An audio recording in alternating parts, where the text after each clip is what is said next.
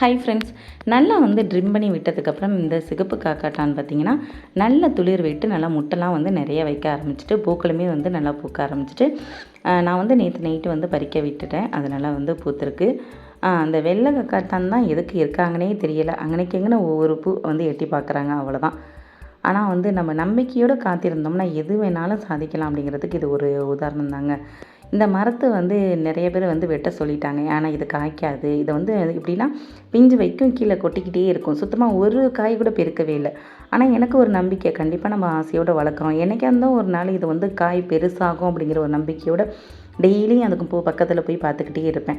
திடீர்னு ஒரு 2 நாள் முன்னாடி போய் பார்த்தோன்னே எனக்கு சந்தோஷம் தாங்க முடியல. 2, 3 காய் நல்லா பெருசாக இருந்துச்சு. அதுதான் ஃப்ரெண்ட்ஸு, நம்பிக்கையோடு காத்திருந்தோம்னா எல்லாமே கண்டிப்பாக நடக்கும். நம்ம ஆசைப்படுற எல்லாமே. முருங்கை மரத்தில் 2, 3 பிஞ்சு விட்டுருக்காங்க. நான் இது கீரைக்காக வளர்த்த முருங்கை மரம் தான். ஆனால் பரவாயில்ல, 2 2வது காய்க்கிறாங்களே.